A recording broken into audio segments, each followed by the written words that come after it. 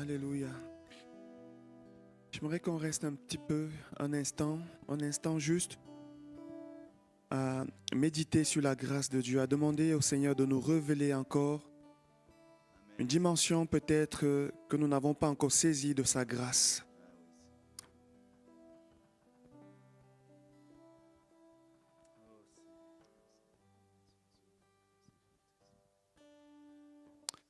Ô Seigneur, ouvre notre intelligence ce matin. Accorde-nous de comprendre encore mieux la grâce, mieux la grâce. Donne-nous de saisir, Seigneur, encore des dimensions cachées de ta grâce, de ton amour manifesté au travers du sacrifice de Jésus et de toutes les grâces qui en découlent.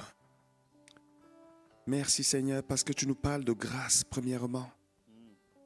Et le Seigneur aimerait interpeller certaines personnes et leur dire, il est bon que le cœur soit affermi par la grâce. Et le Seigneur t'invite à revenir et à redécouvrir cette grâce. Sinon, sa vérité va te paraître dure à avaler, dure à comprendre. Et tu as besoin de comprendre cette grâce, tu as besoin de la saisir et pour ça, tu as besoin simplement de demander à Dieu de te la révéler encore. Alléluia. Seigneur, merci parce que avant de nous parler de la vérité, tu nous parles de la grâce. Il est dit que la grâce et la vérité sont venues par toi, Seigneur Jésus. Et tu nous as parlé de ta grâce, de l'œuvre de la croix, Seigneur, de ton amour manifesté. Merci, Seigneur, de ce que tu touches nos cœurs en ce moment. Maintenant, Seigneur, permets que la vérité qui vient de ta parole, Seigneur, soit accompagnée de cette grâce, de cette douceur, de cette onction, de cette vie, Seigneur, afin que ceux qui vont recevoir ta parole ce matin soient encore transformés. Nous savons que, Seigneur, nous pouvons parler, mais celui qui agit dans le secret des cœurs, dans une dimension spirituelle que nous ne contrôlons pas, c'est le Saint-Esprit. C'est la raison pour laquelle, Saint-Esprit, nous te soumettons maintenant toutes choses. Nous te soumettons les éléments physiques, naturels, comme les éléments surnaturels, les éléments spirituels. Seigneur, nous prions qu'en cet instant, que tes anges entrent dans ce lieu. Alléluia. Seigneur, que tes anges soient à l'œuvre de la même manière que le Saint-Esprit est à l'œuvre. Seigneur, tu nous dis dans ta parole que tu parles tantôt d'une manière, tantôt d'une autre. Tu agis à travers le Saint-Esprit et tes anges également agissent à travers, Seigneur, le Saint-Esprit, à travers Jésus-Christ que nous avons reçu. Seigneur, nous soumettons toutes choses maintenant à ta sainte volonté et nous demandons au Père éternel que tu étendes ta main, afin, Seigneur, que ta parole qui va être apportée soit accompagnée et soutenue par des signes et des prodiges.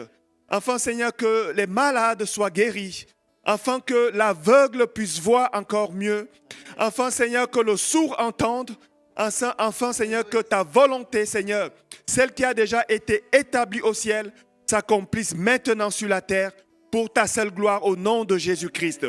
Ô Père, nous prions pour la manifestation de ton royaume ce matin, car nous savons que le royaume de Dieu ne consiste pas seulement en paroles, mais en démonstration de puissance et d'esprit. Et nous croyons que tu es Dieu, tu es vivant, tu règnes dans le ciel et sur la terre. Merci Seigneur de manifester encore ta gloire ce matin. Enfin Seigneur mon Dieu, que nous puissions encore te louer, t'adorer, Seigneur, et t'acclamer pour qui tu es, pour ce que tu fais. Dans le nom de Jésus-Christ. Amen. Amen. Amen. Gloire à Dieu. Je crois ce matin que Dieu a déjà commencé à toucher et il va continuer encore à toucher. Amen. Et ma préoccupation, celle que j'ai toujours en tant que pasteur, c'est combien de personnes vont pouvoir saisir ce que Dieu est en train de faire au milieu de nous. Combien de personnes vont saisir, comme cette femme qui avait une perte de sang pendant 12 ans, a su saisir ce moment opportun. Comme Bartimée a su saisir ce moment opportun, il n'a pas laissé passer sa bénédiction. Comme Jacob qui va saisir cet ange et qui va bagarrer avec lui en disant « Je ne te laisse pas partir que tu m'aies béni ». Je crois, mes amis, que lorsque nous venons dans la présence de Dieu de cette manière, d'une manière solennelle, comme ce matin, c'est une occasion pour nous de louer Dieu, un privilège même de nous approcher de lui, mais c'est aussi une occasion de saisir ce que Dieu veut faire. Amen. Ne laissons pas passer la bénédiction de Dieu, elle est très importante. Et comme je le dis souvent, il y a des moments déterminants de Dieu. Lorsqu'il se manifeste, lorsque son onction agit, il faut savoir la saisir, saisir sa bénédiction. Sinon, alors pour les Israélites, c'était 40 ans, mais parfois pour nous, ça fait un cycle, un tour, et on peut attendre plus longtemps. Je crois que ce matin, Dieu va agir. Amen. Je crois que ce matin, Dieu va agir, Dieu va nous toucher. Il va non seulement nous interpeller, mais il va également agir, soutenir sa parole. Je le crois, j'ai prié pour ça et je suis assez convaincu qu'il va le faire. Disposons nos cœurs à recevoir tout ce que l'Esprit de Dieu veut faire ce matin. Le titre du message ce matin est « La réalité du combat spirituel ». Est-ce que nous sommes encore dans des temps où nous devons combattre? Oui ou non? C'est une question. Oui? Que ceux qui disent oui lèvent la main comme ça. OK. Alors presque tout le monde est d'accord que nous sommes encore dans un temps où nous devons combattre. Effectivement, même si la Bible nous dit avec certitude que Jésus a déjà remporté la victoire, c'est lui qui a remporté la victoire, nous la saisissons, nous la menons à se manifester dans nos vies par le combat de la foi. Ça passe par la prière et par certains principes à respecter que nous allons parcourir ce matin. Dieu nous a donné tout pleinement en Jésus-Christ, mais ça se trouve dans les lieux célestes. Amen. Le canal par lequel ça passe des lieux célestes à nous s'appelle la foi. Lorsque nous prions, lorsque nous combattons, qu'est-ce que nous faisons? Nous manifestons la foi à travers laquelle la victoire de Christ agit dans nos vies. Oui, nous devons combattre. Nous devons combattre. Et lorsque nous parlons de combat spirituel, nous parlons bien évidemment d'un combat dont l'enjeu se déroule dans le monde spirituel. Nous n'avons pas à combattre la chair et le sang, les hommes. Eux, nous devons les bénir, nous devons pardonner. Même le sorcier, nous devons pardonner au sorcier et combattre l'esprit qui l'anime. Mais la personne, l'âme de la personne, nous ne l'attaquons pas, nous ne la touchons pas. Dieu ne nous le permet pas. Nous devons combattre dans le monde spirituel par la prière et par la proclamation de la parole en respectant certains principes que nous allons énumérer ce matin. J'aimerais juste dire encore ceci. Tout ce qui se passe dans le monde spirituel a un impact considérable dans le monde physique. Du reste, certains sorciers en Afrique, il y a un village en Afrique, au Cameroun, ce village-là est réputé pour sa sorcellerie. En fait, avant que quelqu'un ne meure, il y a des sorciers qui disent déjà, lui, c'est bon, c'est fini pour lui. Ils ont déjà dans le monde spirituel vu la mort de cette personne. Ils ont déjà vu comment est-ce que cette personne est partie. Et ils l'annoncent déjà parce que Satan aussi a donné à certaines personnes un certain pouvoir de voir certaines choses. Ils ont déjà vu que cette personne est morte. Pourquoi? Parce que ça s'est déjà fait dans le monde spirituel. Tout ce qui se passe dans le monde physique, tout ce qui se passe dans le monde spirituel, a une répercussion dans le monde physique. Dans Hébreux 11, verset 3, l'auteur de cet épître dira ceci. C'est par la foi que nous reconnaissons que le monde a été formé par la parole de Dieu, en sorte que ce qu'on voit n'a pas été fait de choses visibles. La version second 21 nous dit, de sorte que le monde visible n'a pas été fait à partir des choses visibles. Ça veut dire que le monde visible, le monde matériel dans lequel nous sommes, a été fait à partir des choses invisibles, des choses spirituelles. Amen. Du reste, un homme qui avait vécu l'expérience de vie et de résurrection par la suite dira que lorsqu'il était de l'autre côté, il avait l'impression que c'est nous qui sommes dans un rêve ici. Il a touché ces choses, il a compris qu'en réalité, l'origine, ce n'est pas ici, c'est plutôt là-bas. Il était plus vivant là-bas qu'il est ici. Il avait des sensations beaucoup plus fortes là-bas que dans ce monde physique. Sauf que nous, ici, on n'a pas encore vu ce monde spirituel. Alors, on se limite un peu. L'homme analyse les choses d'après ce qu'il voit. Mais l'origine des choses est spirituelle. Et en tant que chrétiens, nous sommes dans ce combat spirituel de facto engagés dans une armée qui est l'armée de Dieu. Amen. Lorsque nous parlons de l'Éternel des armées, nous devons comprendre que Dieu a une armée. Amen. Dieu a une armée. Et l'armée de Dieu, c'est nous, c'est vous et moi. Vous savez, il y a longtemps, au début de ma conversion, j'étais malmené par les événements, les épreuves. Et vous savez, la crainte commençait à monter dans mon esprit et j'ai prié. J'avais lu un passage sur le serviteur de Élisée, à qui Dieu avait ouvert l'intelligence pour voir le monde spirituel. Et il va tout d'un coup voir une armée, l'armée de l'Éternel en feu, des chars avec des anges qui étaient en feu, et il va être rassuré. Et j'ai prié en disant, Seigneur, je veux voir la même chose pour être rassuré parce que j'ai l'impression que tous les démons du monde sont contre moi. Seigneur, montre-moi ton armée. Et vous savez ce que le Saint-Esprit m'a montré? Il m'a dit, ce sont tes frères et tes sœurs de l'église, mon armée. Je suis venu à l'église, j'ai interpellé le pasteur, on a prié et les problèmes se sont arrangés dans mon travail. C'est là où je vivais, c'est là où ça chauffait. L'armée de Dieu s'est levée, amen. L'armée de Dieu s'est levée, nous sommes l'armée de Dieu.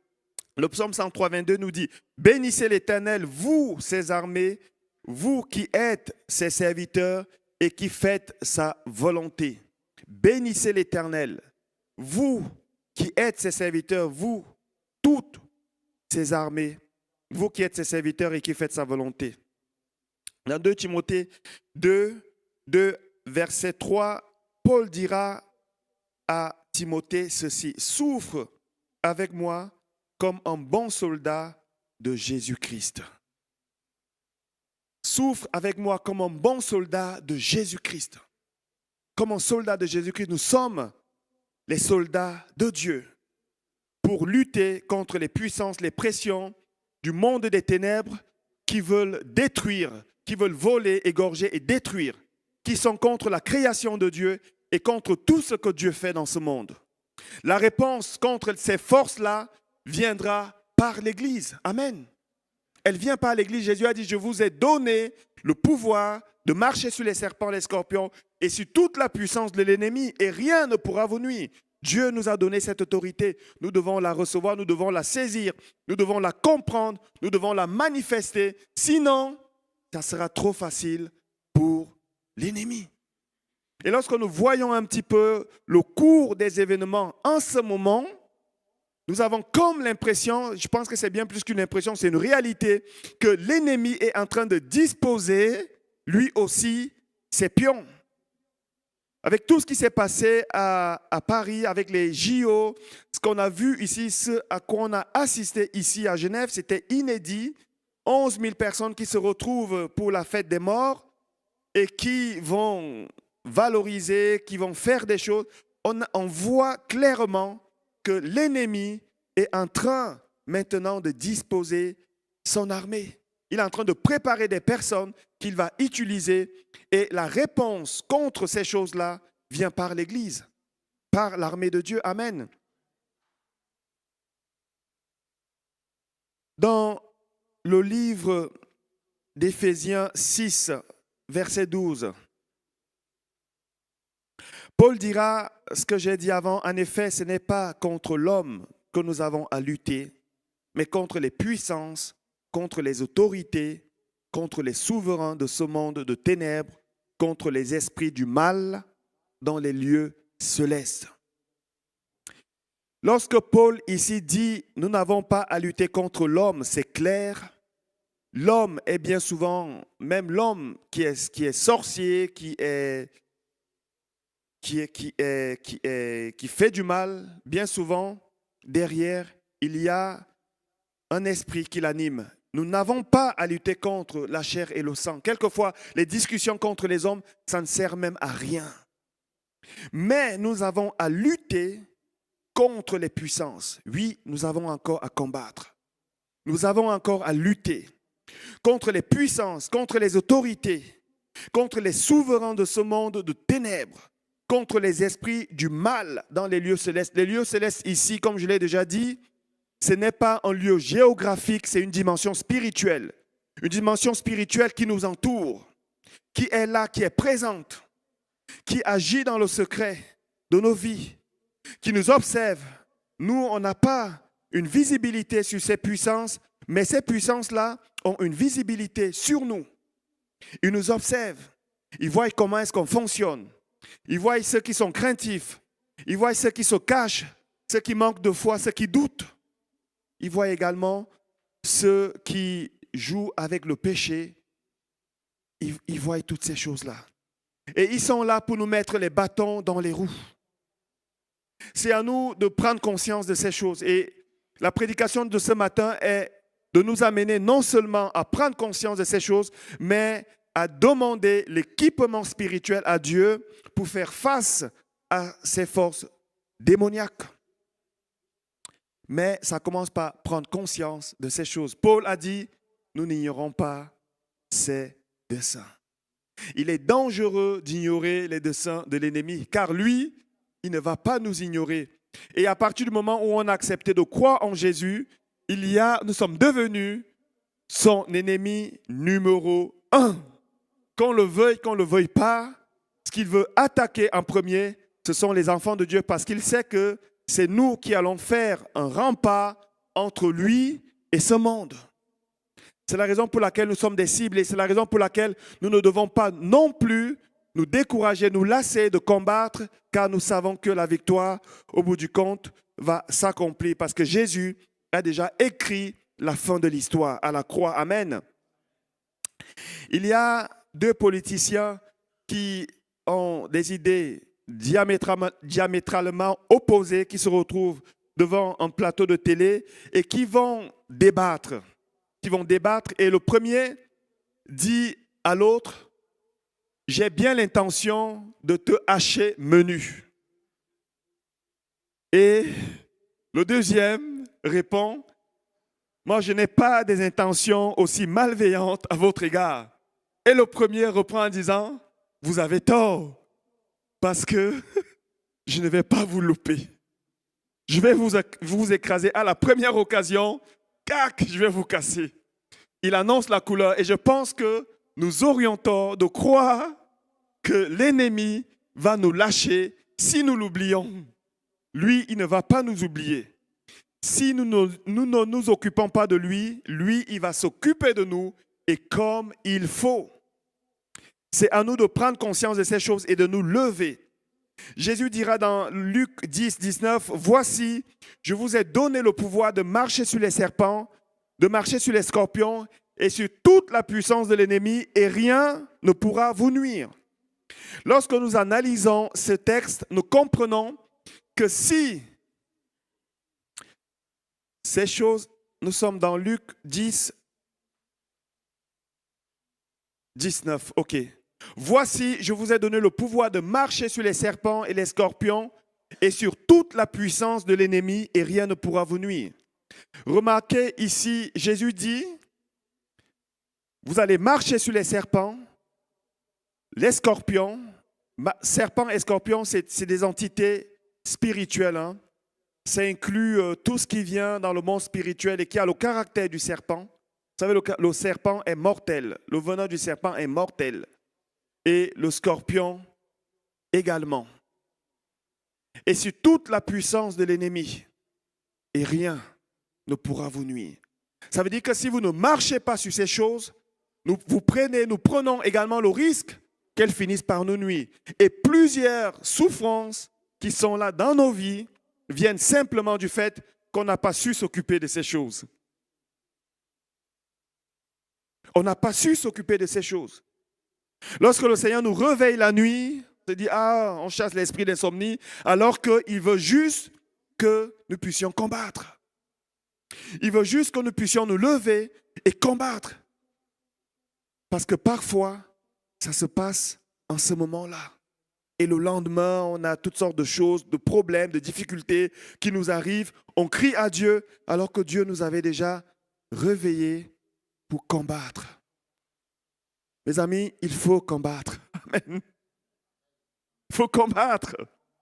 Il faut combattre. Il faut demander à Dieu de nous équiper. Il faut demander à Dieu de nous donner cette force, de ne pas avoir un esprit de timidité, mais de force, d'amour et de sagesse, de discernement.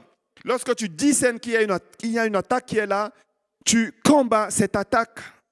Tu te lèves contre cette force pour qu'elle ne finisse pas par te nuire. Amen. J'aimerais, avant d'aller plus loin, simplement encore dire ici qu'il ne s'agit pas de devenir parano et de voir partout les démons. Nous allons le voir par la suite. Dans chaque armée, il y a des principes à respecter. Dieu ne nous a pas appelés à être des chasseurs de démons, à être parano. Non, mais lorsque ces choses s'opposent à nous, lorsque ces choses nous attaquent, c'est quand même bien de pouvoir se défendre, on est d'accord? Nous ne sommes pas appelés à faire tout et n'importe quoi à n'importe quel moment. Ce n'est pas ce que Dieu nous demande. Il nous demande simplement de nous tenir prêts, d'être préparés, d'être équipés et de faire face, de confronter ces choses, ces forces, ces puissances des ténèbres qui nous veulent du mal et qui veulent du mal au monde lorsque l'occasion se présente. Et dans ce combat contre les forces du mal, comme je l'ai déjà souligné, il y a certains principes à respecter. Il y a certaines règles que nous devons respecter. Il est important de ne pas prendre les coups inutilement. Ce n'est pas parce que j'ai le nom de Jésus, que je suis chrétien, que je dois faire tout et n'importe quoi et n'importe comment et n'importe quand. Donc chaque armée qui existe dans ce monde, elle est soumise par l'autorité d'un chef. Elle est soumise à l'autorité d'un chef, elle est soumise à l'autorité d'un chef. Et de la même manière, notre chef, c'est Dieu. Amen.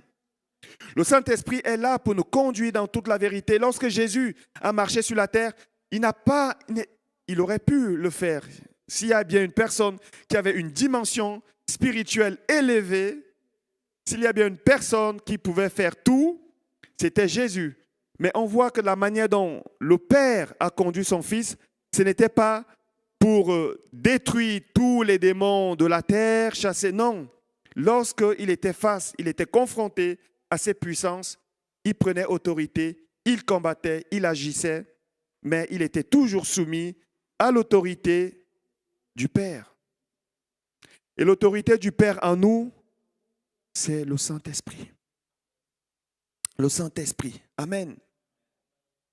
Premier principe à respecter, c'est reconnaître l'autorité de Dieu, recevoir les instructions qui viennent de Dieu. Amen. Recevoir ces instructions, l'autorité, les instructions qui viennent d'en haut. Dans Deutéronome chapitre 11, les versets 24 à 25, Dieu, par le passé, dira ceci à Moïse, ce qui était l'ombre des choses à venir. Il lui dira, tout lieu que foulera la plante de votre pied sera à vous. Je lis ici la version Semeur. Tout lieu que foulera la plante de votre pied sera à vous. Votre frontière s'étendra du désert au Liban et du fleuve de l'Euphrate jusqu'à la mer occidentale. Pardon, c'est plutôt la version second 21. Nul ne tiendra devant vous. L'Éternel, votre Dieu, répandra, comme il vous l'a dit, la frayeur et la crainte de toi sur tout le pays où vous marcherez. Le Seigneur dit, je serai avec vous. Et parce que je suis avec vous, les autres nations auront peur de vous. Aujourd'hui, combien de chrétiens ont peur des sorciers? Lorsqu'on parle de sorciers, des marabouts, des puissances des ténèbres, c'est à ces personnes d'avoir peur de nous. Ce que je dis souvent, c'est que là où un chrétien, c'est le sorcier qui doit trembler.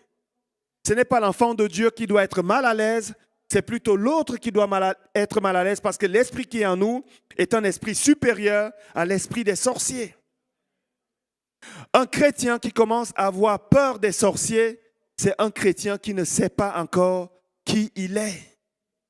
C'est un chrétien qui ne sait pas la puissance qu'il renferme en lui. Et Dieu dit à Moïse que parce que je serai avec vous, je paraphrase, je répandrai la frayeur et la crainte de toi sur tout le pays où vous marcherez. Il va reprendre cette parole avec Josué, dans Josué 1, verset 3 à 5. Il va rappeler cette consigne à Josué en disant « Tout lieu que foulera la plante de votre pied, je vous le donne, comme je l'ai dit à Moïse. Tout lieu que foulera la plante de votre pied. » Cependant, on voit que Dieu va donner des consignes assez claires à Josué. Il va délimiter le territoire dans lequel Josué aura l'autorité. Il lui dira au verset 4, « Vous aurez pour territoire depuis le désert et le Liban jusqu'au grand fleuve, le fleuve de l'Euphrate, tout le pays des Hétiens et jusqu'à la grande mer vers le soleil couchant. Nul ne tiendra devant toi tant que tu vivras. Je serai avec toi comme j'ai été avec Moïse. Je ne te délaisserai point, je ne t'abandonnerai point. » Le principe ici est assez clair. Je serai avec toi. Nul ne tiendra devant toi, mais cependant, ne va pas au-delà des limites que je t'ai fixées. Vous aurez pour territoire, au nord, au sud, à l'est et à l'ouest, Dieu a placé Josué avec le peuple au sein d'un territoire dans lequel ils auront la victoire sur l'ennemi. Et si vous remarquez bien, jusqu'à présent, si longtemps qu'ils sont dans ce territoire, ça attaque, mais ils sont toujours au-dessus. Pourquoi? Parce que la parole de Dieu, elle n'a pas de date de péremption. Elle a été valable en ce temps-là, elle est encore valable aujourd'hui. Il peut y avoir des coalitions qui se font, des tunnels qui se creusent. Bon, je ne veux pas entrer dans cette polémique, mais le peuple tient. Pourquoi?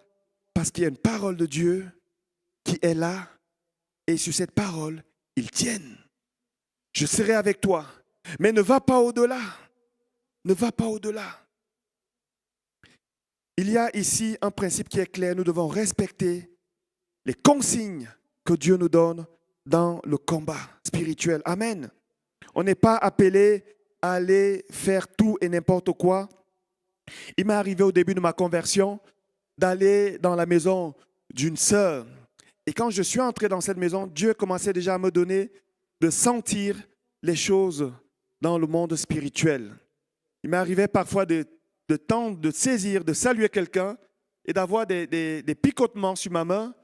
Et c'est au fil du temps, avec les enseignements, que j'ai compris que Dieu était en train de me montrer des personnes qui étaient chargées ou pas. Et moi, comme un bon chrétien, je me dis, OK, alors on va régler le compte à ces choses. J'arrive dans la maison de la sœur, bam, je sens comme ça, comme un magnétisme. Je me dis, tiens, l'esprit s'est dévoilé. J'ai commencé à chasser au nom de Jésus. Ça s'est bien passé. Mais le retour à la maison était difficile. Je suis arrivé et là, je sens, aïe, ça pique. Qu'est-ce qui se passe? Alors, je combats encore. Cette nuit-là, c'était terrible. Les appareils qui s'allumaient, les portes qui s'ouvraient. Alors, je ne veux pas vous faire peur parce que c'est du passé, ça ne m'intimide plus. Mais ce jour-là, c'était terrible. J'ai dû dormir au salon avec les lumières allumées jusqu'à ce que, dans une conversation avec le pasteur Walter, il me dit « Va pas trop vite. sois sensible, discerne qu'est-ce que le Saint-Esprit veut faire. Et que j'entende que certaines personnes sont passées aussi par là avant. Même un pasteur m'a dit, une fois il est arrivé dans une maison et tout d'un coup Dieu lui montre quelque chose, il y avait une puissance qui était là et le Seigneur lui dit, ne fais rien, ne fais rien.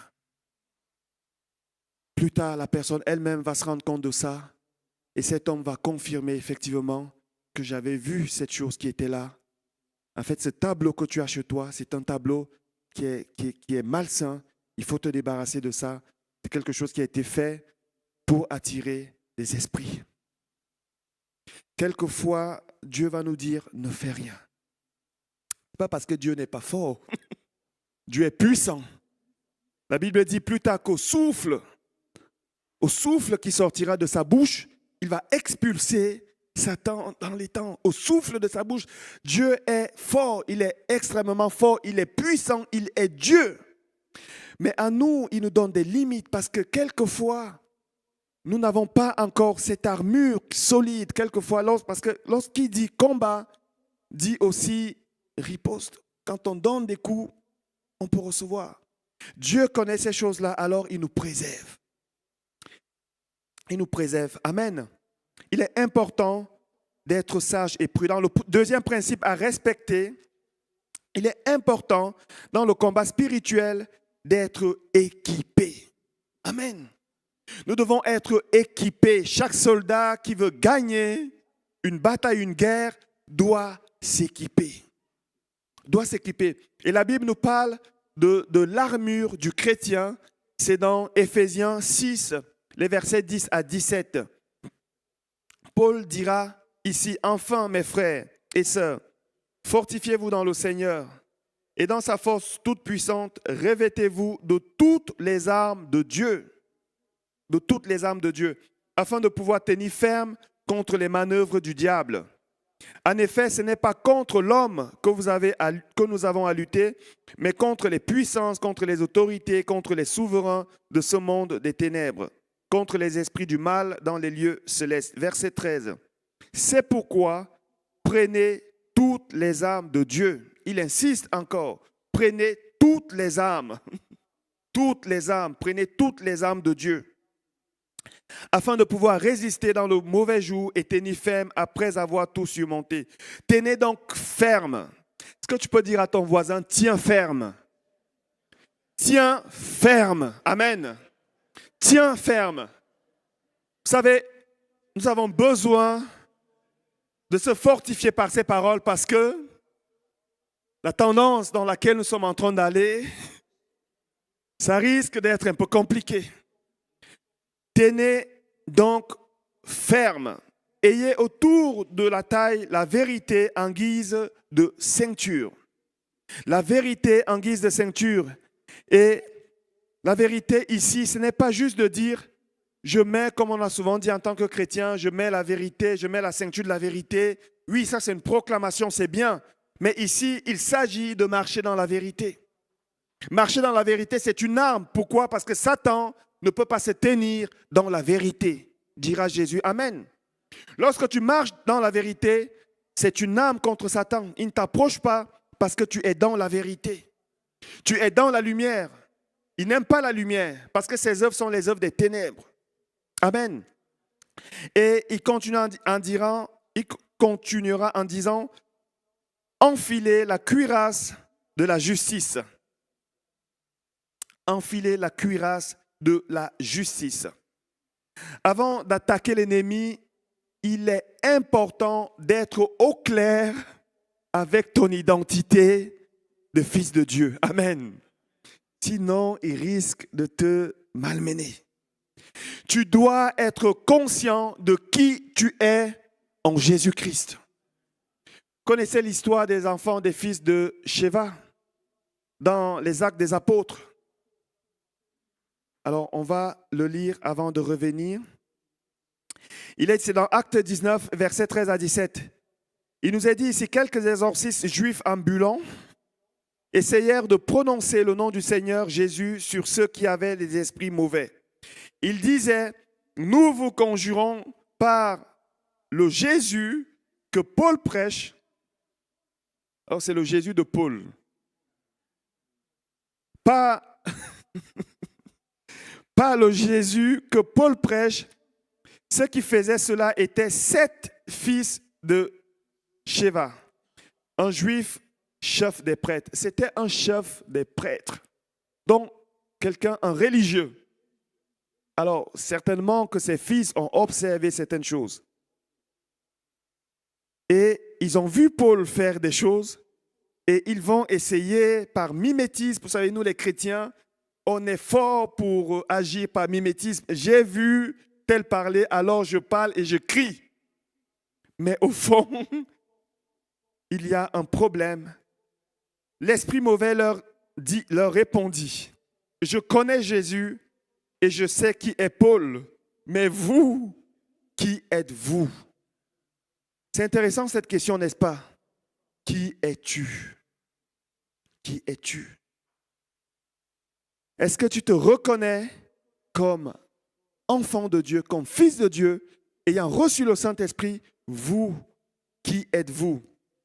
Alors l'homme qui avait l'esprit mauvais en lui se jeta sur eux, les maîtrisa tous et les maltraita de telle sorte qu'ils s'enfuirent de cette maison nus et blessés. Cela fut connu de tous les habitants d'Éphèse, juifs et non-juifs. La crainte s'empara de tous et on célébrait la grandeur du nom du Seigneur Jésus. Mais vous, qui êtes-vous?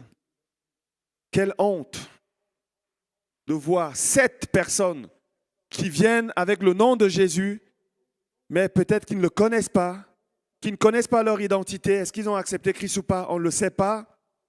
Qui sont malmenés par un démon. C'est des personnes qui parlent de Jésus, qui sont en train de fuir, et c'est le démon qui est en train de les malmener. Je ne sais pas si vous voyez la scène. Aïe, quelle honte. Quelle honte. Alors que c'est le contraire qui doit arriver. Être au clair avec son identité d'enfant de Dieu est très important, mes amis. La cuirasse de la justice. Qu'est-ce que Jésus a accompli? Qui il est? Qui je suis en lui? Il est ma justice. C'est par lui que j'ai la victoire. Lorsque je combats, je sais que je ne vais pas combattre pour la victoire, mais dans la victoire. Amen.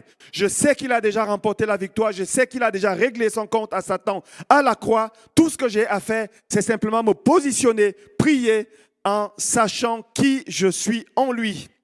Troisième chose, le zèle pour annoncer la parole. Mes amis, le zèle est une arme. Amen. Le zèle est une arme. Ne cessez pas d'annoncer la parole de Dieu. Lorsque vous annoncez la parole de Dieu, parfois certaines personnes vont être libérées à travers cette parole. Amen. Lorsque vous annoncez la parole de Dieu, certaines personnes vont non seulement être touchées, mais la parole de Dieu, parfois, lorsqu'on prêche, lorsqu'on annonce la parole de Dieu, l'ennemi tremble, il fuit. Il y a certaines délivrances qui arrivent simplement à travers l'annonce de la parole de Dieu. Et pour ça, il nous faut avoir du zèle. Alléluia. On sort de la timidité, on se réveille, on a du zèle. Quel que soit ce qui arrive, lorsque le Saint-Esprit me positionne, j'annonce la parole de Dieu. Amen. J'annonce la parole de Dieu.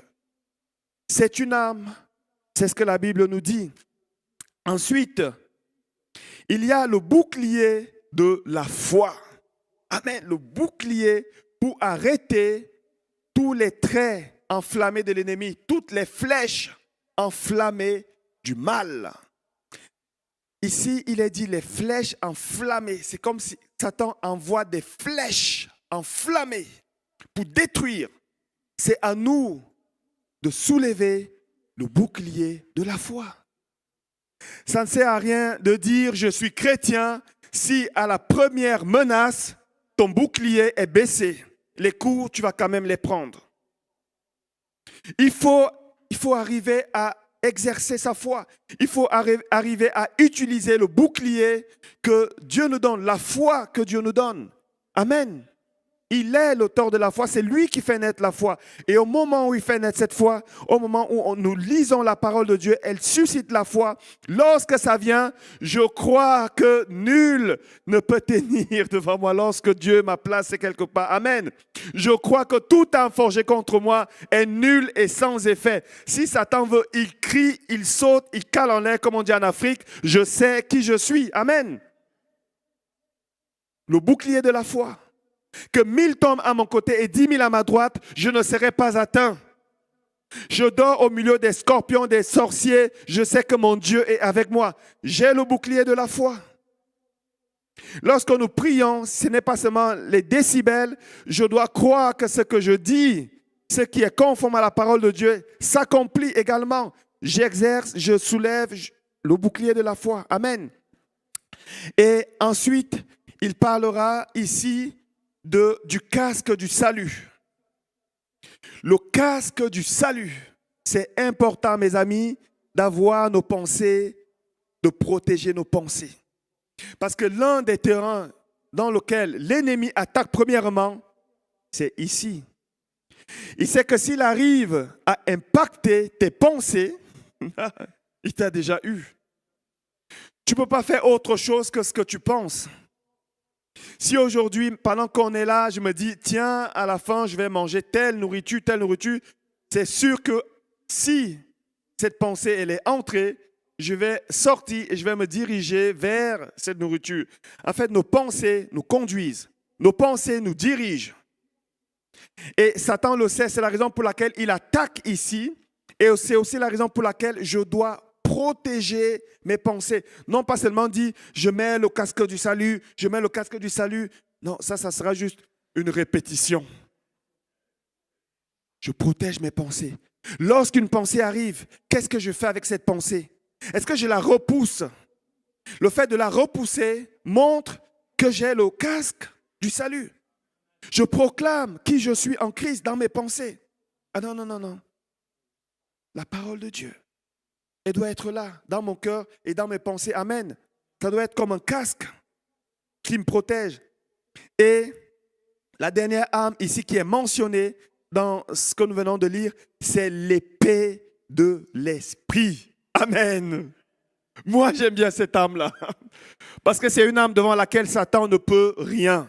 Il nous a dit, prenez aussi le casque du salut et l'épée de l'esprit qui est la parole de Dieu. Comme je le dis souvent, la parole de Dieu est une arme devant laquelle Satan ne peut rien.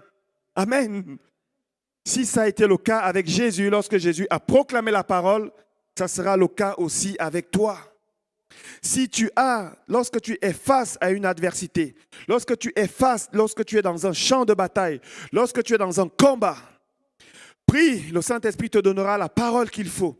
Et lorsque tu proclames cette parole dans le monde spirituel qui t'entoure, elle se transforme en une âme indestructible. Excusez-moi ma langue ce matin, mais je vais prêcher quand même au nom de Jésus. Amen. On va quand même prier à la fin au nom de Jésus.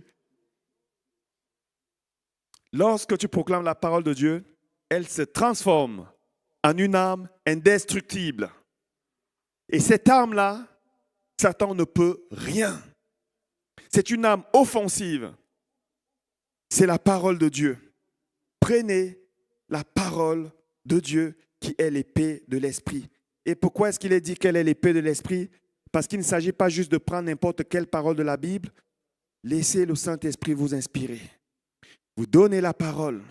Et lorsque le Saint-Esprit vous a donné la parole, elle anéantit tout. Vous connaissez cette expérience, cette histoire où Jésus, on amène devant lui une femme qui a été arrêtée en flagrant délit d'adultère.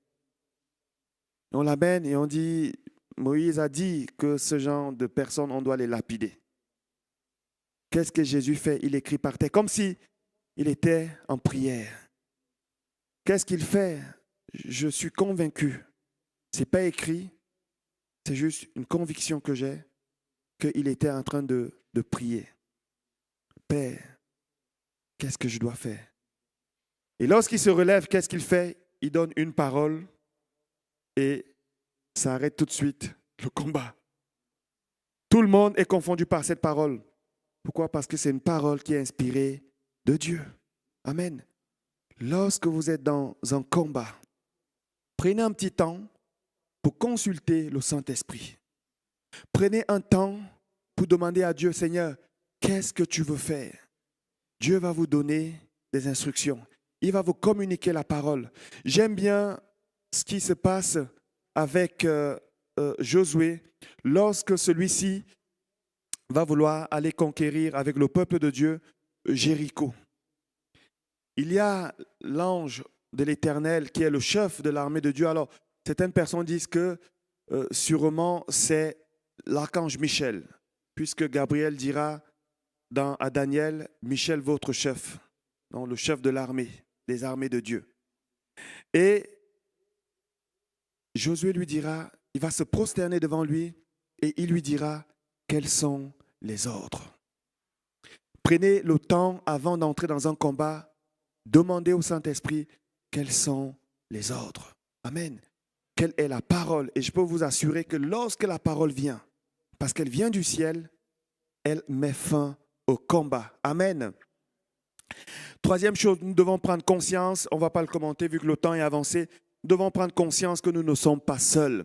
Les anges de Dieu sont là avec nous. Lorsque nous avons accepté Jésus, nous avons également reçu cet accès, ce lien qui fait la connexion entre le ciel et nous. Et la Bible nous enseigne, si vous avez reçu la petite vidéo que j'ai envoyée, vous avez compris déjà ce que je m'apprêtais à apporter. Jésus est l'escalier par lequel les anges de Dieu montent, descendent et se déploient dans le monde spirituel. Amen. Si vous n'avez pas encore accepté Jésus, ça concerne aussi ceux qui nous regardent sur la chaîne YouTube. Si vous n'avez pas encore accepté Jésus, recevez-le. C'est par lui que les anges de Dieu ont la liberté de monter et de descendre. Et si vous n'avez pas regardé cette capsule de vidéo, allez la regarder. Vous allez mieux comprendre ce que je suis en train de dire ici. Nous ne sommes pas seuls. Nous combattons dans le monde physique et les anges de Dieu combattent dans le monde spirituel. Cependant, les anges de Dieu ne combattent pas seuls. Ils combattent à travers nos prières. Ils combattent à travers nos proclamations. Amen. Lorsque j'annonce la parole de Dieu, cette parole de Dieu dans le monde spirituel, elle se transforme en une arme que les anges de Dieu utilisent pour attaquer celui qui vient pour voler, égorger et détruire. Amen. Quatrième principe et dernier que nous devons comprendre dans le combat spirituel, c'est le principe de la pluralité, le nombre. Le nombre. Amen. Même si tu t'appelles Moïse, quelquefois tu as besoin de Aaron et de Our. Connaissez cette histoire où Josué et le peuple vont combattre Amalek. C'était un combat physique qui nous montrait déjà certaines réalités spirituelles dans lesquelles nous sommes actuellement. Moïse va aller à la montagne et il sera accompagné de Aaron et de Our. Lorsque Moïse levait les mains, symbole de la prière, c'est Josué et le peuple qui avaient la victoire. Ce combat était d'abord spirituel avant d'être physique. C'est la raison pour laquelle tout se jouait dans la montagne. Et lorsque les mains de Moïse étaient fatiguées, c'est Amalek qui avait la victoire sur le peuple de Dieu. Et Aaron et Our vont soutenir les bras de Moïse, l'un d'un côté, l'autre de l'autre. C'est ce que la Bible nous dit. Amen. Qu'est-ce que ça nous montre? Ça nous montre que quelquefois, nous avons besoin d'être entourés. C'est la raison pour laquelle l'Église est importante, je dirais même essentielle. Sans l'Église, il y a certaines batailles que tu ne pourras pas remporter. Parce que même Jésus, à Gethsémani, a été réveillé, Pierre, en disant, viens, prie avec moi. Si le Fils de Dieu s'est entouré d'hommes, de personnes, et s'il leur a demandé de le soutenir dans la prière, toi et moi, nous avons besoin de temps plus. Amen. Ne te coupe pas de l'Église. Parce que Dieu agit dans l'Église d'une manière beaucoup plus importante. Jésus dira dans Matthieu 18, 18 à 20, je vous le dis en vérité, tout ce que vous lierez sur la terre aura été lié au ciel. Et tout ce que vous délierez sur la terre sera délié au ciel. Je vous dis encore que, ça veut dire, j'insiste, si deux d'entre vous s'accordent sur la terre pour demander une chose quelconque, elle sera accordée par mon Père qui est dans les cieux. Car là où deux ou trois sont assemblés à mon nom, je suis au milieu d'eux. Souvent, ce verset, on l'a pris, tu es seul dans ta maison, tu lis des puissances, tu lis les choses, après tu as des coups, tu as des pics et tu te plains. Ici, Jésus dit, là où deux ou trois sont assemblés à mon nom. Mes amis, le principe de la pluralité est un principe fondamental dans le combat spirituel. Ne t'engage pas dans certaines batailles lorsque tu es seul. Tu risques de le regretter. On a dans toute l'histoire de la vie chrétienne des pasteurs, des hommes de Dieu qui ont des témoignages, qui ont des blessures, des cicatrices aujourd'hui et qui nous enseignent avec cela. Quelquefois, les coups que tu reçois, c'est simplement parce que tu as été seul. Merci. Merci beaucoup, Salomon. Tu es vraiment conduit par le Saint-Esprit. Je voulais poser la question, je voulais demander à ma femme tout à l'heure de m'apporter de l'eau. Et je te remercie beaucoup.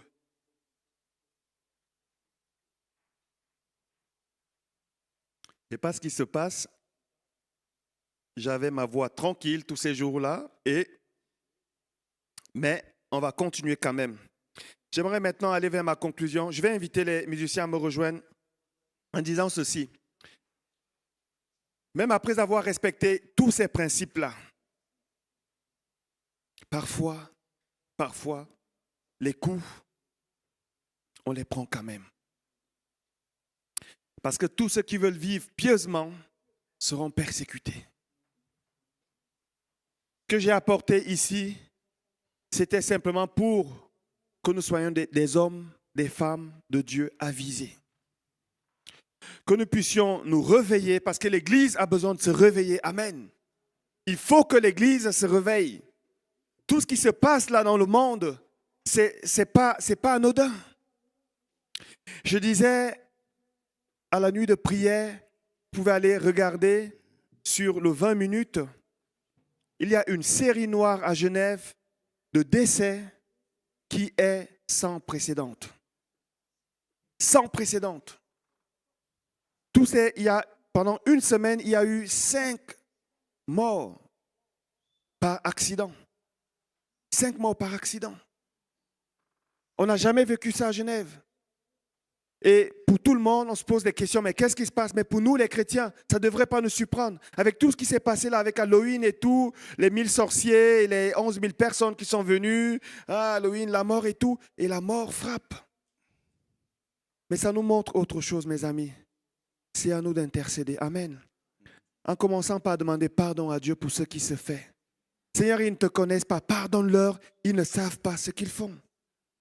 Parce que nous n'avons pas à lutter contre la chair et le sang, contre les hommes. Et ensuite, mes amis, on se lève. On se positionne. Au nom de Jésus.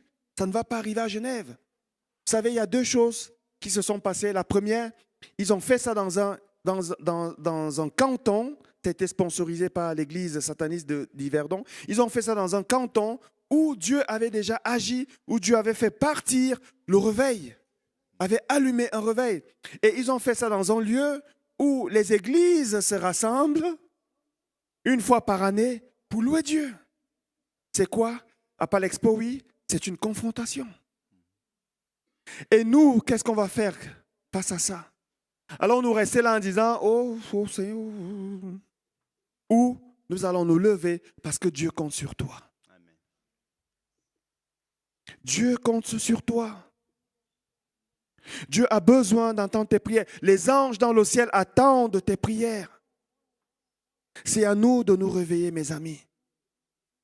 Et si la mort est venue, la vie aussi est venue. Jésus dira, le voleur ne vient que pour dérober, égorger, détruire. Mais moi, je suis venu afin que mes brebis aient la vie et qu'elles soient dans l'abondance. La vie ici, ce n'est pas les richesses du monde, c'est la vie Zoé, la vie du ciel, la vie éternelle. Jésus veut répandre encore cette vie. Amen. Il faut que les choses soient débloquées. Il faut que l'Église se lève. Il faut que l'Église prenne conscience que nous sommes dans un combat spirituel. Il n'y a rien de plus malheureux qu'un soldat qui est au champ de bataille et il ne sait pas ce qui se passe. Il est comme ça. On est où? Qu'est-ce qui se passe? Prie. Prie. Prie en langue. Exerce ta foi. Prends la parole de Dieu. Proclame-la dans ta maison. Satan, tu n'entreras pas ici au nom de Jésus. Moi, le Seigneur, il me réveille toutes les nuits. Ma femme, elle peut vous dire. Mon fils, une fois, a eu des cauchemars. Ma femme a dit, tu sais, ton père, chaque matin, 4 à 5 heures, il est déjà debout en train de prier. Et je ne mets pas le réveil, je vous l'assure. Tous les jours. Même le jour où je dois prêcher, je me réveille quand même.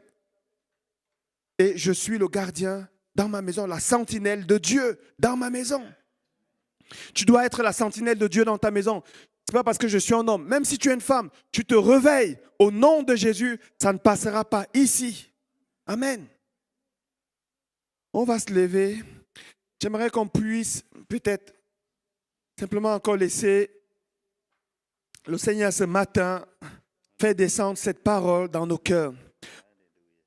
On a chanté une chanson tout à l'heure. Dieu a une armée qui s'élève. C'est juste, hein? Non?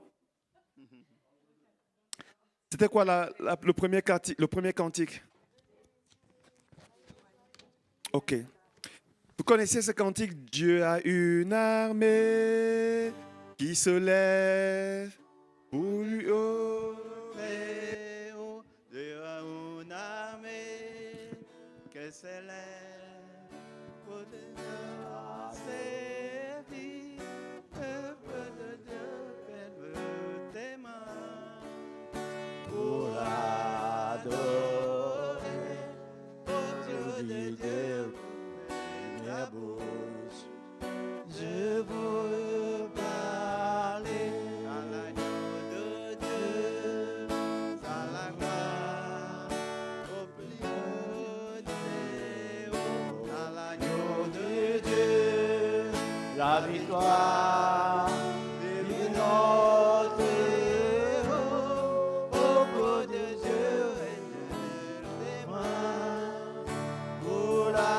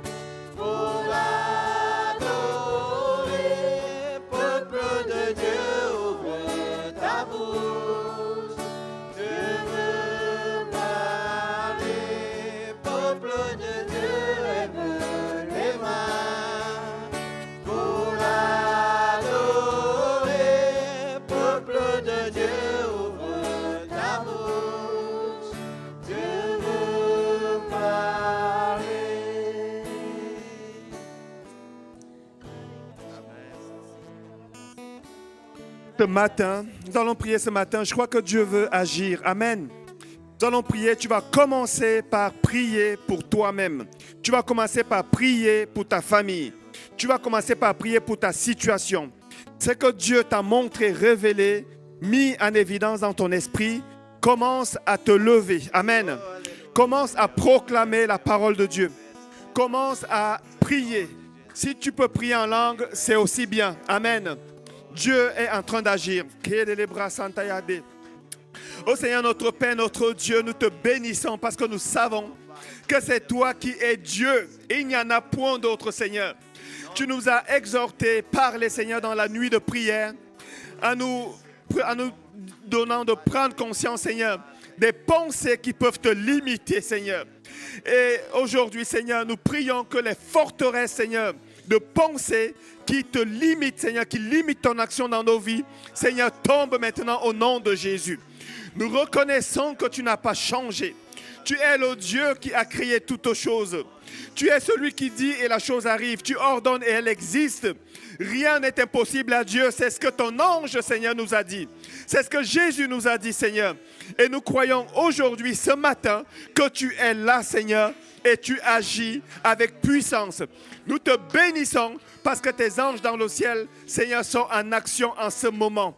Oh Seigneur, nous te remettons chaque famille de l'église missionnaire, là où l'ennemi, Seigneur, a nuit jusqu'à présent. Seigneur, que la fin du règne de l'ennemi, Seigneur, sonne maintenant, Seigneur, dans les familles de l'église missionnaire, au nom puissant de Jésus-Christ.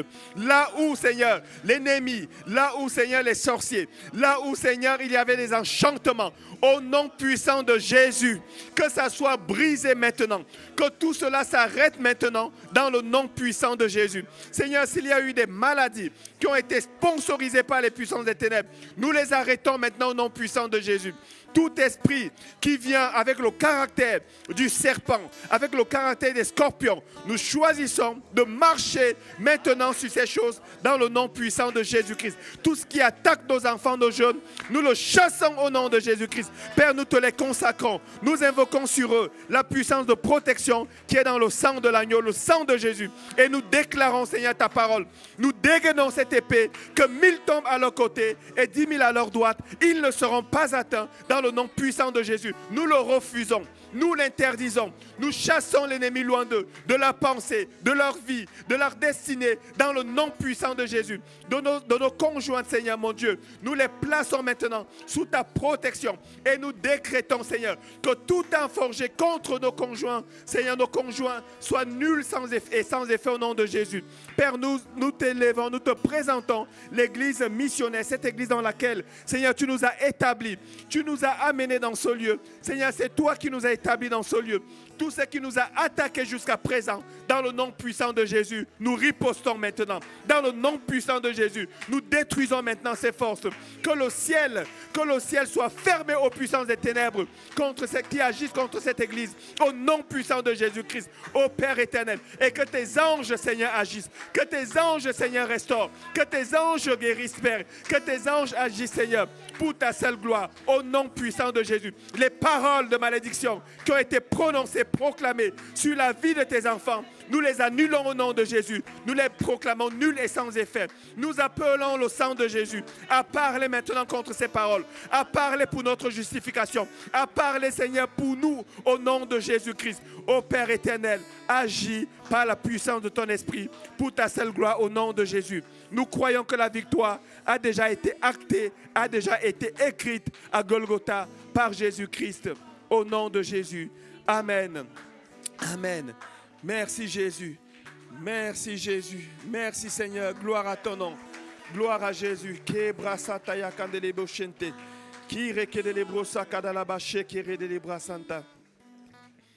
Merci Jésus. Il y a une personne, le Seigneur te dit, les combats que tu mènes, je prépare tes mains au combat.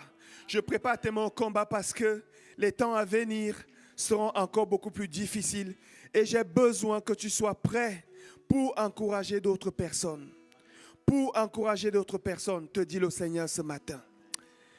Ne perds pas courage, car dans cette situation, tu n'es pas seul, je suis avec toi. Si je laisse faire, c'est pour que toi, tu exerces ta foi, tu te prépares au combat. Amen. On va prier maintenant pour des personnes. S'il y a des personnes qui vivent des situations compliquées, on va prier. L'église est là aussi pour ça. Amen.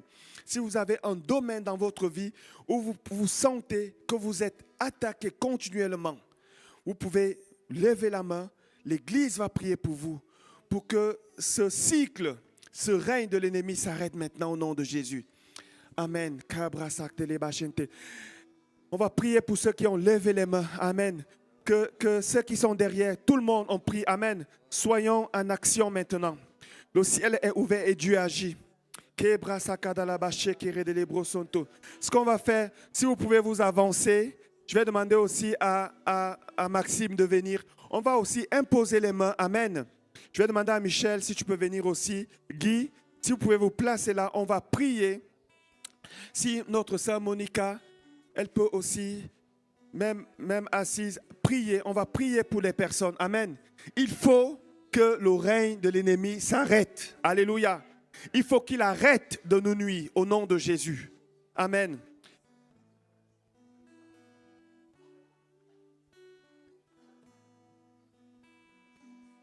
Amen. Amen. Merci beaucoup pour vos prières, pour votre patience. C'est vrai que le temps est passé.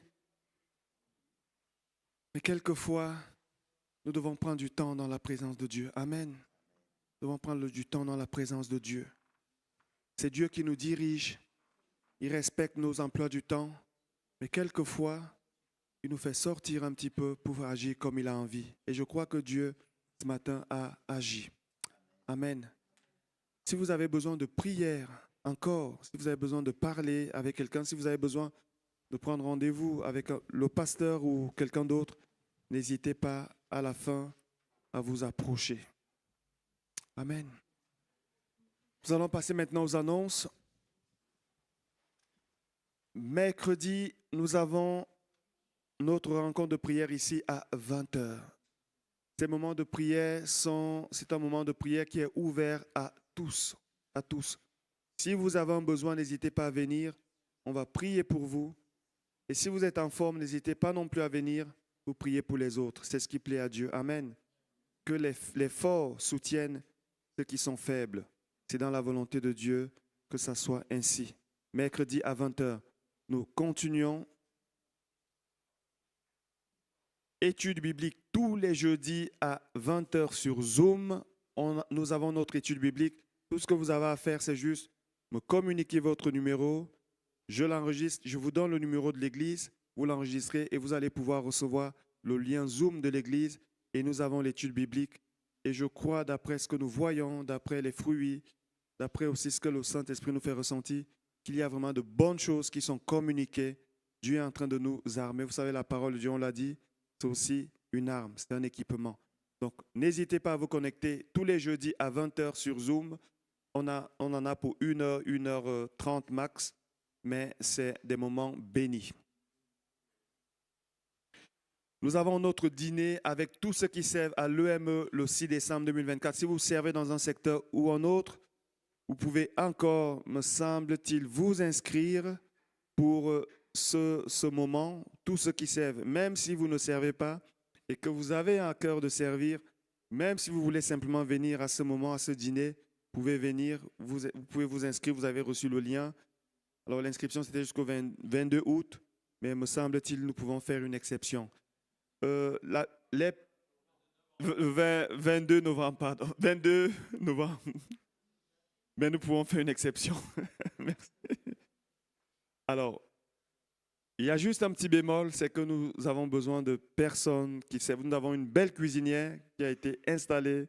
Nous avons besoin de personnes qui vont accompagner notre sœur Cynthia à la cuisine. C'est l'église qui offre. Vous n'avez rien besoin de faire. Vous venez simplement si vous servez. Nous allons passer un bon moment. Nous pensons qu'en fin d'année, c'est bien de s'arrêter autour d'un repas, d'un verre. C'est aussi une communion fraternelle qui honore Dieu. Amen. Mais nous avons besoin d'une ou deux femmes encore qui vont cuisiner, qui vont accompagner notre sœur Cynthia, notre sœur Célestine. N'hésitez pas à aller vers elle. Maman Célestine, est-ce que tu peux te lever s'il te plaît? Comme ça. Ok, c'est elle. Si vous voulez donner un coup de main, n'hésitez pas à aller vers elle à la fin. Voilà, nous continuons. Nous avons notre week-end spécial avec Sylvain Frémont qui a déjà été présenté du 14 au 15 décembre 2024. Ici même, dans ce lieu, le 14 décembre, c'est à partir de 19h30. C'est un concert de louange et d'adoration. Là aussi, n'hésitez pas à inviter d'autres personnes. Nous avons pensé que c'était bien à la fin d'année de s'arrêter aussi et de louer le Seigneur. Amen. Nous croyons qu'il a été avec nous, il nous a soutenus jusqu'ici, il nous a secourus. Gloire à son nom. Donc, ça sera l'occasion pour adorer, chanter ses louanges et aussi inviter d'autres personnes pour qu'ils se joignent à nous. Et le 15, le dimanche 15, il sera ici avec nous pour une prédication. Donc, c'est lui qui va apporter la prédication. Et à la fin, nous aurons un repas canadien. Là, maintenant, c'est ouvert à tous, repas canadien, où chacun ramène ce qu'il a préparé après le culte du 15. On compte sur la présence d'un plus grand nombre. On insiste là-dessus parce que ça nous fait plaisir d'être ensemble. Il est doux pour des frères de demeurer ensemble. Pour ceux qui veulent participer à ce moment, vous pouvez vous inscrire. Je pense que c'est Jean-Michel qui a donné l'idée. Ce n'est pas une si mauvaise idée, oui, c'est Jean-Michel qui a donné l'idée. Et vous pouvez vous inscrire, comme ça on sait à peu près combien de personnes pourront être là. Et même si vous ne vous êtes pas inscrit, vous pouvez quand même venir. Ça nous fera plaisir. Noël pour le partage, 20 et 21 décembre. C'est notre frère Michel et Marie-Claire qui est à la louange ce matin, qui organisent, comme ça a été le cas l'année dernière, un temps de partage. Si vous avez, c'est la même chose que l'année passée ou ça change? Vous voulez dire quelque chose? Ok. Ok.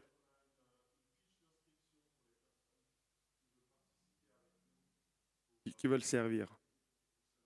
Ok. Donc c'est les 20 et 21 décembre de 15h à 19h ici à l'extérieur de l'église. Nous allons, le but c'est simplement de manifester l'amour de Christ. Amen. Donc si vous avez des choses que vous voulez offrir, donc des vêtements et quoi d'autre?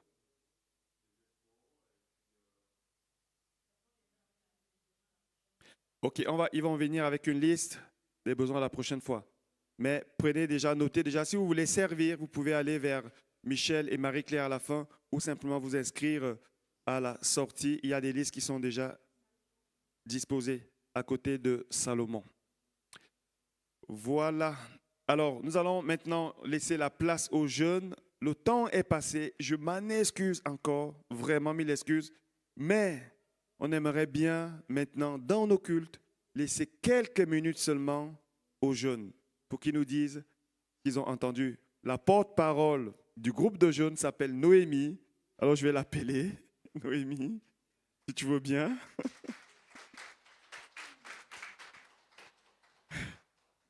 Il n'y a personne qui l'accompagne aujourd'hui. Ok, pas de souci, je suis avec elle. Merci. Du coup, aujourd'hui, je vais vous présenter ce qu'on a fait ce vendredi à l'église et de quel verset on a parlé. Déjà, on a parlé du verset Jonas 1 et 2. C'est Dieu qui demande à Jonas d'aller prêcher à Ninive, mais il s'enfuit en bateau. Une tempête éclate et les marins découvrent que c'est à cause de Jonas. Ils le jettent à la mer et il est avalé par un grand poisson. Dans le chapitre 2, Jonas, pris dans le ventre du poisson, demande pardon à Dieu et se souvient de sa bonté. Après 3 jours, Dieu ordonne au poisson de le vomir sur la terre ferme. Ces chapitres parlent de la désobéissance, de la repentance et de la miséricorde. La leçon des chapitres 1 et 2 de Jonas est que la désobéissance à la volonté de Dieu peut avoir des conséquences graves, mais que Dieu est toujours prêt à pardonner ceux qui se répandent sincèrement. Jonas apprend que même lorsqu'il essaye de fuir sa mission, Dieu le retrouve et lui donne une seconde chance. Cela souligne l'importance de la désobéissance et de la miséricorde divine. Amen. On va prier aussi pour les jeunes, on va prier pour eux, parce qu'on croit que nos jeunes en ont besoin aussi. Et Naomi qui est là, les jeunes, vous pouvez aussi vous lever là où vous êtes. On va prier pour vous. Si vous pouvez vous lever. Ok. Il y a d'autres jeunes dans la salle? Voilà. Levez-vous. Est-ce qu'on peut prier pour eux, s'il vous plaît? Seigneur, nous te recommandons maintenant la jeunesse. Seigneur, nous savons que lorsque le Saint-Esprit est descendu, Seigneur, à la Pentecôte, ce n'était pas pour une catégorie de personnes, mais pour toutes les catégories dans l'Église.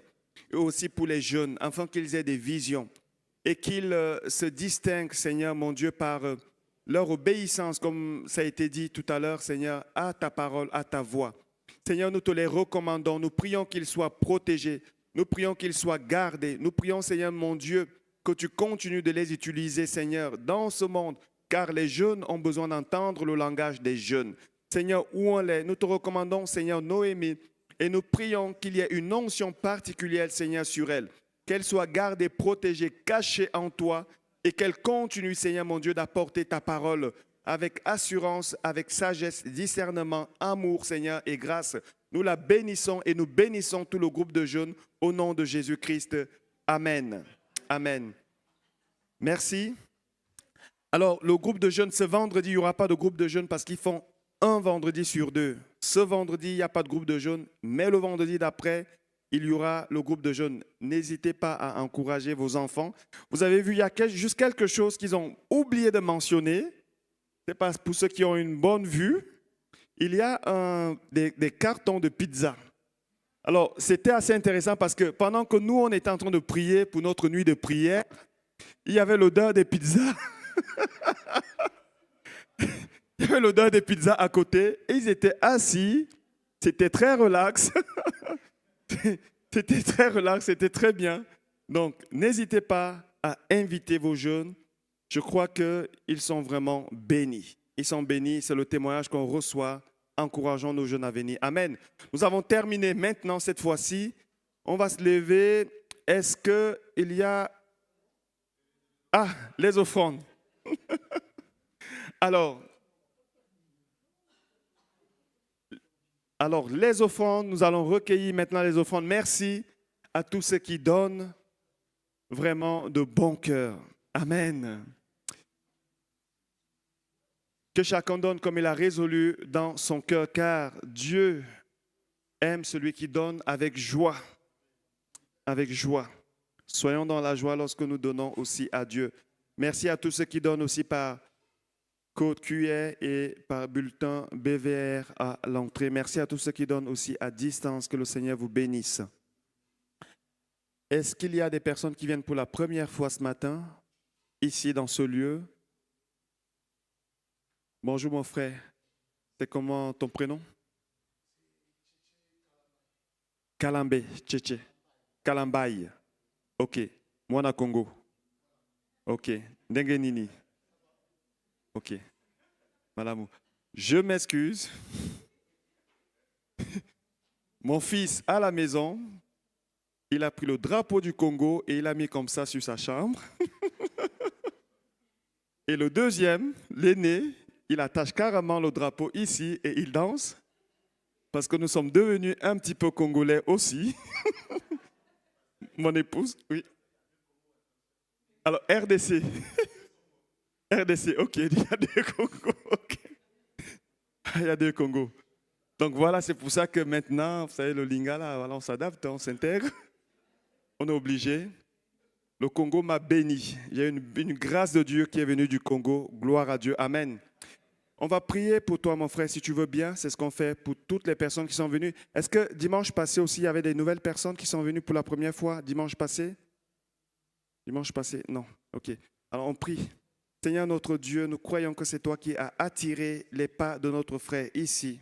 Nous demandons, Seigneur, ta grâce, une grâce particulière, une grâce spéciale sur sa vie. Seigneur, tu sais, Seigneur, pourquoi est-ce que tu l'as conduit ici? Tu es le maître des circonstances et des temps. Nous savons, Seigneur, que tu l'as déjà béni, mais nous voulons croire, Seigneur, que tu déposes une grâce supplémentaire, Seigneur.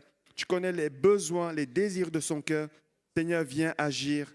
Viens, Seigneur, répandre encore ta bénédiction sur sa vie, sur sa famille. Nous le bénissons aussi au nom de Jésus-Christ. Amen. Amen. Sois béni, mon frère. Bienvenue. Nous sommes ici tous les dimanches, mercredi soir aussi, et sur Zoom les jeudis. On a terminé. On va juste se lever On va juste se lever pour la bénédiction finale. Éternel Père Saint, notre Dieu, nous savons que c'est sous ton regard que nous avons vécu ce culte, que nous t'avons apporté notre adoration. Seigneur, permets que tout ce qui a été fait par toi soit gardé, conservé au nom de Jésus. Père, que ta parole soit couverte par la puissance de protection du sang de Jésus, afin que les oiseaux du ciel ne viennent pas voler ce qui a été sémé, mais au contraire, que nous puissions, Seigneur, la repasser dans nos cœurs comme le faisait Marie. Seigneur, ta parole nous dit que, Seigneur, tes paroles, ce sont tes paroles, Seigneur, qui libèrent, c'est ta parole qui guérit, c'est ta parole qui nous éclaire, c'est ta parole qui fortifie notre foi. Alors, Seigneur, ne permets pas qu'elle soit volée. Ne permets pas, Seigneur, qu'elle soit mal comprise. Ne permets pas, mon Dieu, que cette parole soit négligée. Merci, Père, parce que nous savons que tu soutiens toutes choses par cette parole. Nous bénissons, Seigneur, tes enfants, ton Église, que le Seigneur vous bénisse, que le Seigneur vous garde, que le Seigneur vous soutienne, que le Seigneur fasse de vous des vaillants héros, qu'il fasse de vous des soldats dans ce monde, que le Seigneur vous donne de luire dans ce monde des ténèbres, afin de faire la différence, que le Seigneur vous bénisse abondamment pour que vous soyez source de bénédiction pour les autres. Soyez bénis au nom du Seigneur Jésus. Bon dimanche et bonne semaine. Soyez bénis.